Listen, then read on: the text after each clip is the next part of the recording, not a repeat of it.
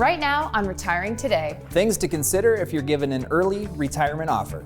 Or if you're forced into retirement earlier than you expected. Join us for Retiring Today.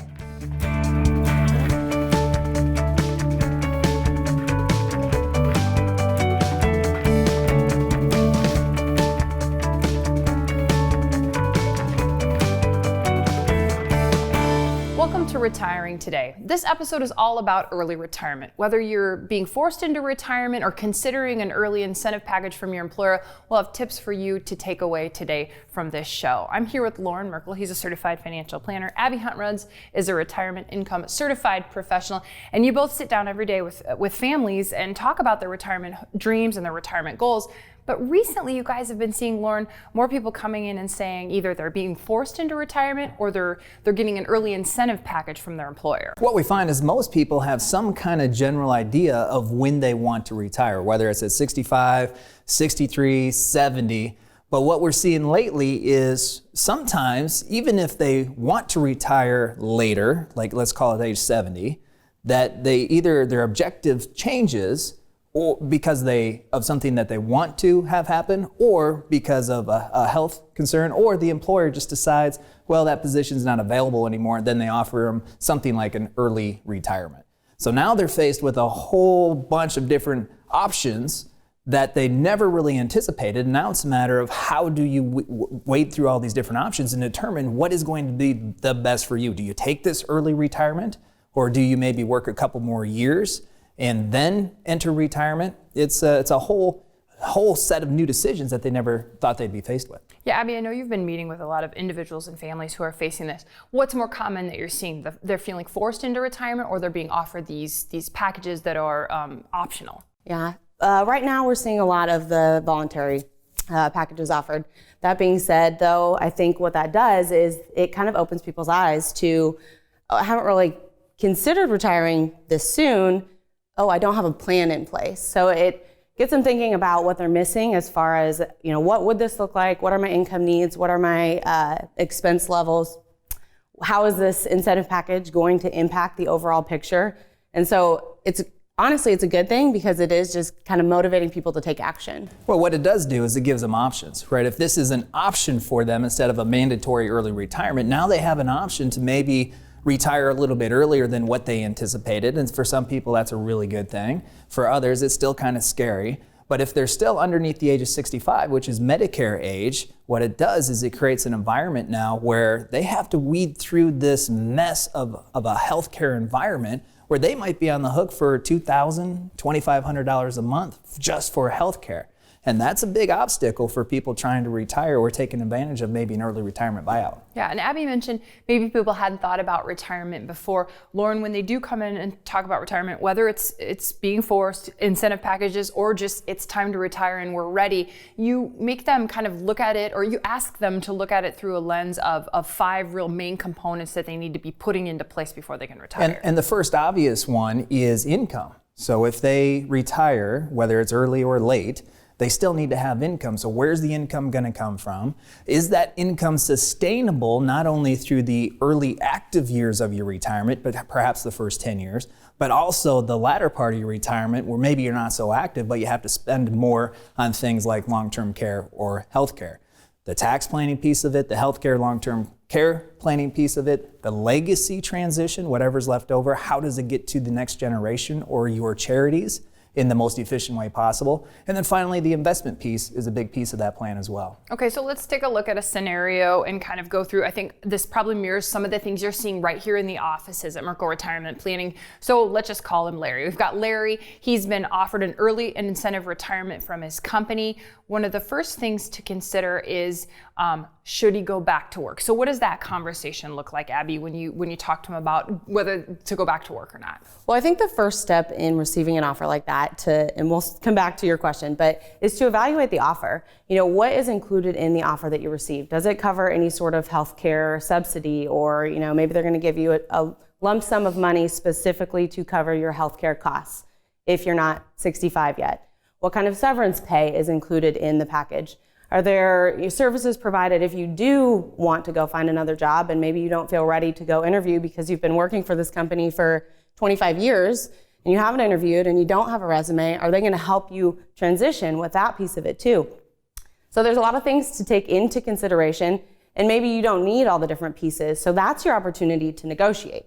You ultimately want to get the best offer possible for you in your situation, so that then you can, really sit down and analyze, does this then make sense? Then if you do decide to take it, what does it look like to go back to work? So do you need to go back to work, from an expense standpoint, from an income need? Do you need to, or do you want to? If you want to, is there something that you enjoy doing, that you would have fun going to work instead of, maybe your job at the time was stressful or constant anxiety?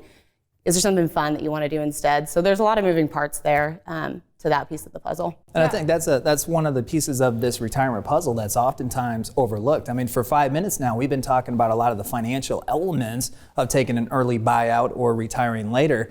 But the activity plan, which is what you were alluding to, Abby, is what do you really want to do on a day-to-day basis if you don't have to go to work, if you don't want to? Do you want to volunteer somewhere? Do you want to do what we call a phased retirement, where you're working part-time at a place that you really enjoy, that maybe explores some of the passions you haven't been able to a lot through your working career because you didn't have the time to do so? So what do you want to do on a day-to-day basis to get that fulfillment, to feel that purpose?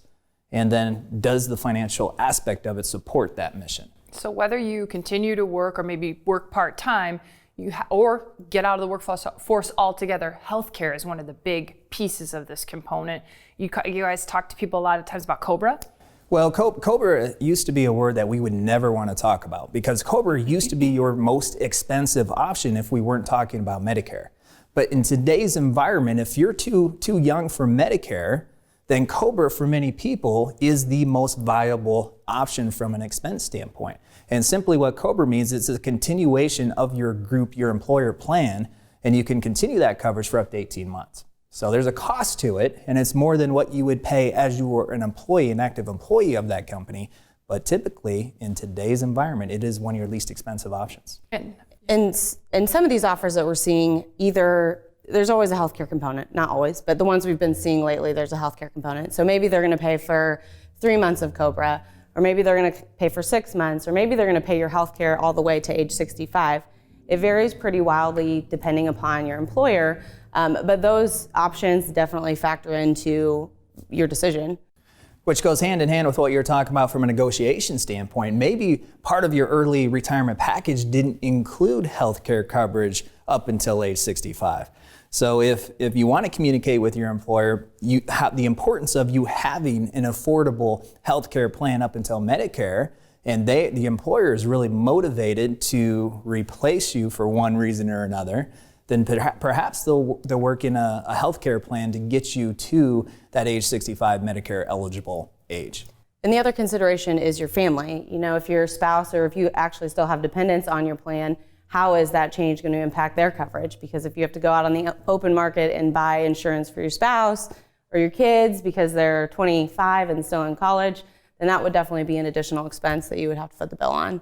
So there's a lot of moving parts. We'll continue the conversation. We'll talk about what a phased retirement can look like when Retiring Today continues.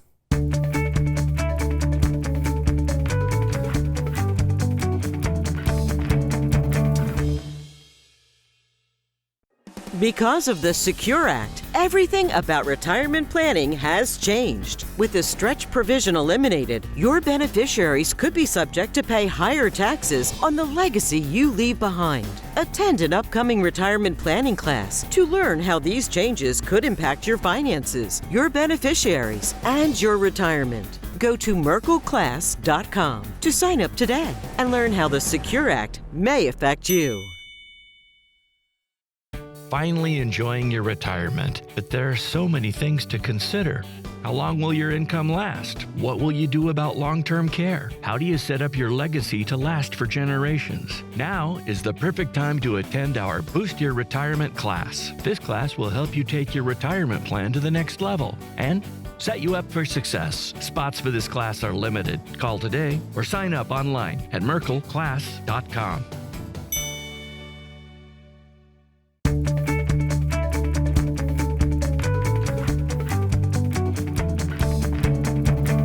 Welcome back to Retiring Today. This episode is all about early retirement. I'm here with Merkle. He's a certified financial planner. Abby Huntrods is a retirement income certified professional.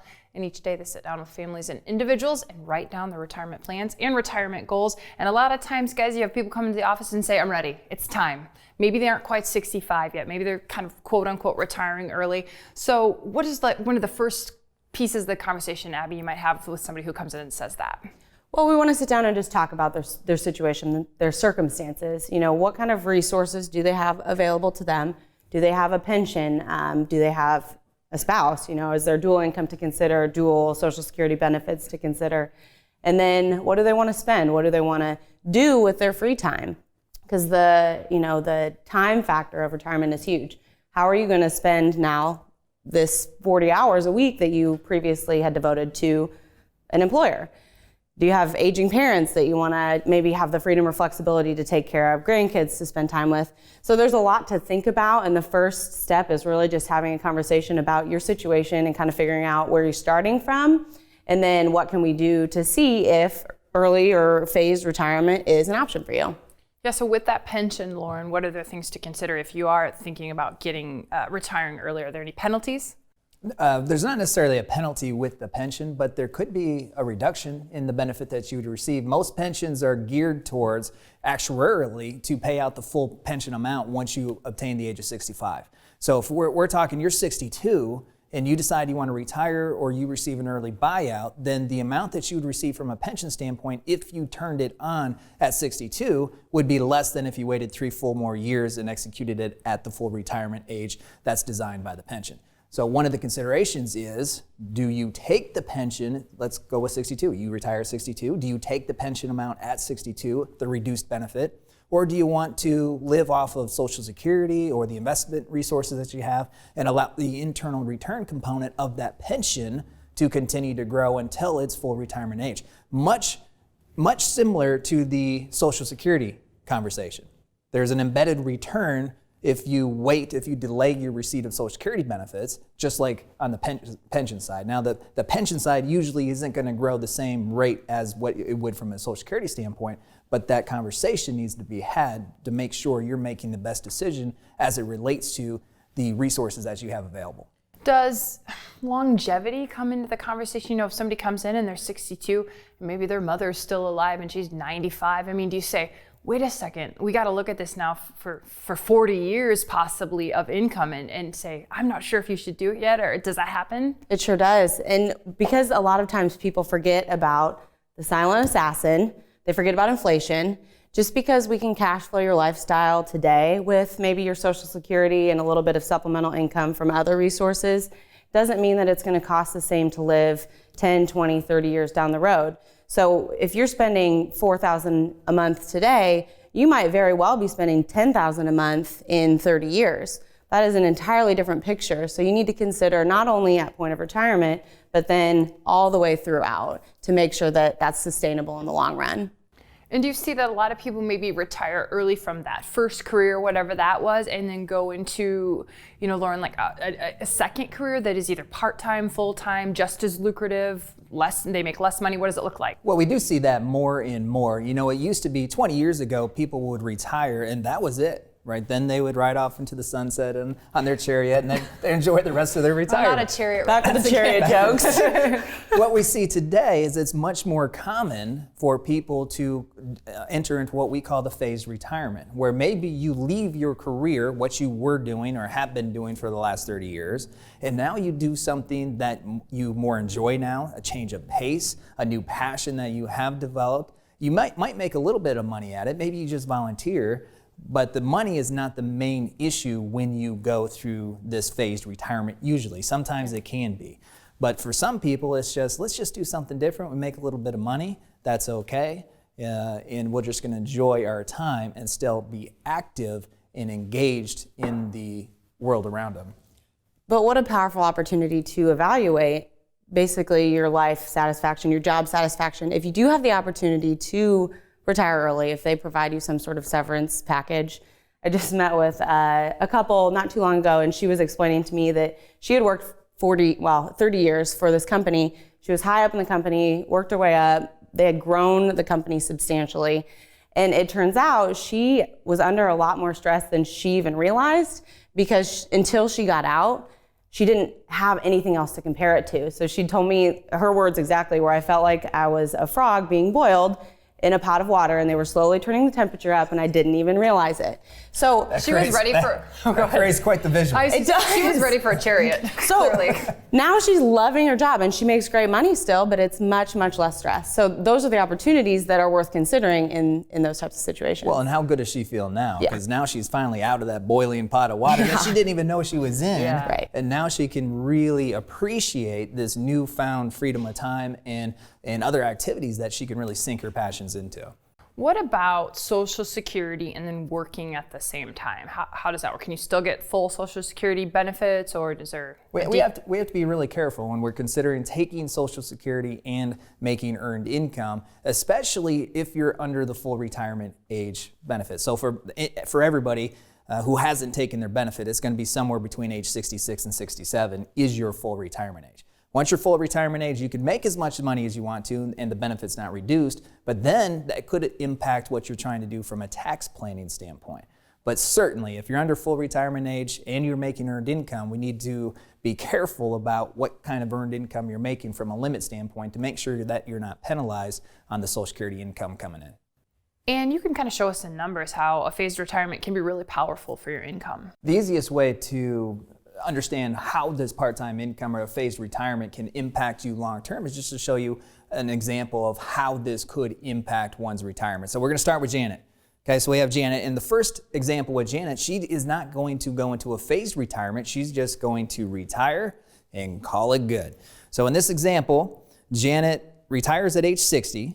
She has $400,000 of retirement assets. She has $2,000 coming in from Social Security, and she needs $4,000 a month to do all the things that she wants to do from a lifestyle standpoint at retirement. Now, here's a key feature though. That $4,000 a month, it has to take care of her lifestyle, which means her discretionary spending, but it has to go for everything else too. So we're talking about healthcare, we're talking about property taxes, we're talking about everything. One of the areas that we see change quite a bit from the pre-retirement phase to the retirement phase is from this expense standpoint. Some people in the pre-retirement phase, let's say 3 years out from retirement, will predict that they need $4,000 a month once they retire.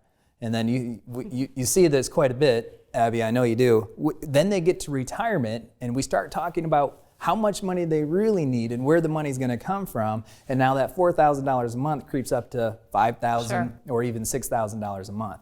Now that changes the complete outcome of your overall retirement plan. So that's a nice anecdote. Let's get back to Janet. So she needs $4,000 a month. She has no additional income. And in this scenario, she runs out of money at the age of 78. Doesn't sound good. So she didn't phase into retirement. She just said, I'm done. I have my retirement assets and I'm gonna live my lifestyle. But at 78, the money's gone. And if she were to add in some income along the way, a phased retirement type strategy, let's say that she adds $1,000 a month by working part-time, doing something she loves to help supplement what she needs from the investable assets. If she's able to do that, then that's going to stretch the sustainability of her portfolio from being depleted at 78 to now making it all the way to 82. Now, from where we sit, we wouldn't say that that is probably still a great plan, just because we do want to plan for longevity, because we don't know how long we're going to have. And women, especially in this example, Janet, women typically tend to live longer. We have longer life expectancies. So let's say instead of the $1,000 a month, now she's able to implement a phased retirement, making $1,500 a month. In that case, then now the portfolio is going to stretch out to age 84. So from running out of money at 78 to making the portfolio last to 84 just by implementing some part-time work in there, that's a great way to help improve Janet's picture if she's just absolutely set on leaving her full-time job at age 60. And this scenario is not uncommon. Right now, many retirees, men are anticipated to outlive their retirement income by 7 full years. Women are anticipated to outlive their retirement income by 11 full years. So in this scenario with Janet, if she runs out of money at 78 and she lives till 90, That's not uncommon for what we're facing here in America. That's why the planning is so important. We have to write the plan down, write the goals down, and then make sure that if this is the shortfall that we anticipate, that we can put some steps, some measures into place now to make sure, at least give a higher probability of Janet not running out of money before she runs out of time. It's time for our Ask the Advisor segment now. We got a question from John in Altoona. John wants to know, or John asks, I've recently lost my job. Of all my investments, where should I take income from until I can find another job? So there's some information on the screen. If you have a question you'd like to see us answer here on this show, you could submit your question. We'll answer John's question and much more when Retiring Today continues.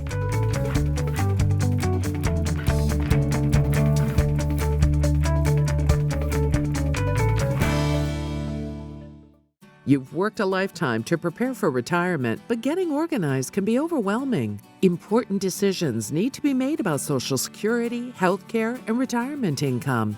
Where do you begin? At our Journey to Retirement class, you'll learn how to maximize your Social Security benefits, choose your best health care options, and avoid losses during the next market correction. Spots for this class are limited. Call today or sign up online at merkleclass.com. Finally enjoying your retirement, but there are so many things to consider. How long will your income last? What will you do about long-term care? How do you set up your legacy to last for generations? Now is the perfect time to attend our Boost Your Retirement class. This class will help you take your retirement plan to the next level and set you up for success. Spots for this class are limited. Call today or sign up online at merkleclass.com.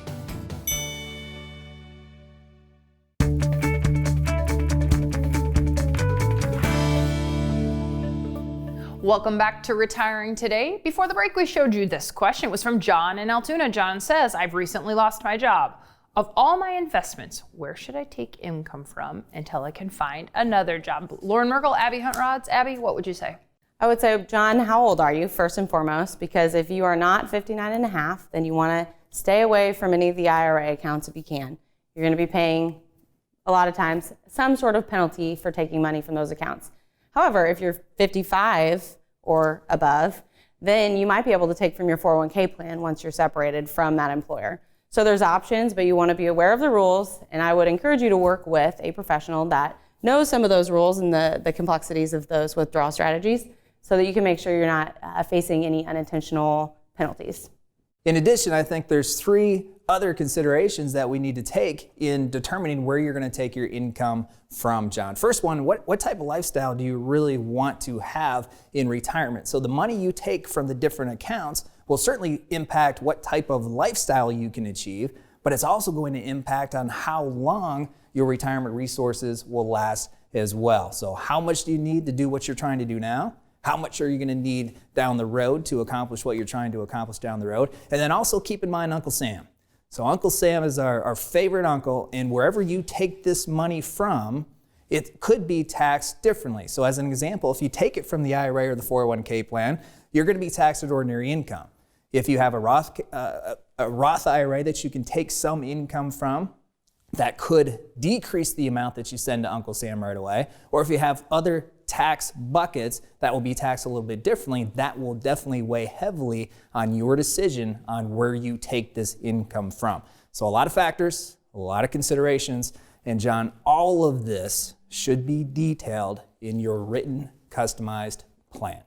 When you talk about factors and considerations, we've just really talked about a little bit of what goes into retirement planning. And one good way to get a handle on all of the pieces of retirement are some of the classes that we hold. And Abby, just first, we're getting a little more specific with the classes in 2020. So trying to get people to a class that really fits you. If you're pre-retiree, we've got classes for you. If you're already retired, we can boost or at least give you information that can help boost your current retirement. So Abby, you teach an even more specific class, which is women in retirement. Who's that class for besides women? We got that part down. But who's a good candidate to come take that class? If you are a pre-retiree or a retiree and you are either married, single by choice, or widowed, there's a lot of extra kind of unique considerations to keep in mind for women. A lot of the legacy planning needs fall on the shoulders of women because we are anticipating more longevity. And the Social Security piece varies depending on if you were married, if you're eligible for a survivorship benefit. So the class is just tailored towards kind of some of the specific circumstances that women face in their retirement planning. And one of those big circumstances, like we were talking about earlier, is that women are anticipated to outlive their income by 11 full years, which is 4 years more than men. And a lot of the planning should be around longevity planning and how do you make sure that you can live the life that you want to and not have to worry about running out of money. And the other two classes new in 2020 are Journey and Boost. What are those, Lauren? The Journey class is designed for those within the pre-retirement phase. So you're 5 years from retirement, you're 2 years from retirement, you're knocking on that door of retirement trying to get in. There's a whole host of different retirement planning items that you have probably never considered or really spent a lot of effort on because you're going through the working years. But we need to address those prior to actually going to your employer and saying, next week is my last week forever. So we talk specifically about Social Security strategies, we talk specifically about tax planning strategies, we talk specifically about long-term care, healthcare planning, and then based on where the market's at today, with a lot of people feeling like the recession could be happening within the next couple of years or so, how do we avoid going through a recession where you lose 40 to 50% of your life savings right as you transition from the working years to the retirement years? Because if we remember 2008, the last Great Recession, a lot of people couldn't retire like they wanted to. A lot of people had to come out of retirement because they lost so much of their money shortly after they have retired. That's what we want to avoid. And the Boost class, just real briefly, who's that for? For those that are already retired, what can we do? What kind of tax planning strategies can we implement? What kind of legacy planning strategies can we implement just to help you maximize your retirement and boost it? Okay, so for more information on all of these classes or to sign up, you can go to merkleplan.com. There's also a retirement scorecard there. It's a good way to take a look at where you are right now and score your retirement plans. But another great resource for helping you plan your retirement is this show. It's Retiring Today, and we thank you for watching.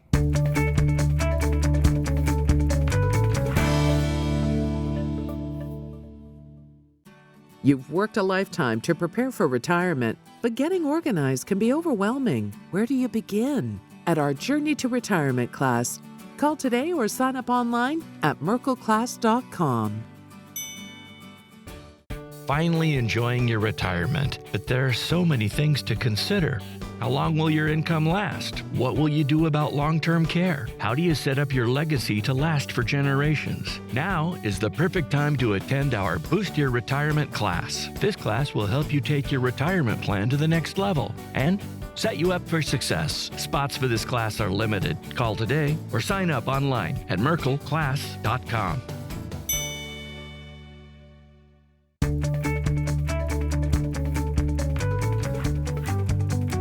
From our family to yours, we hope you have a wonderful weekend. We hope you enjoy the show. We'll see you next week.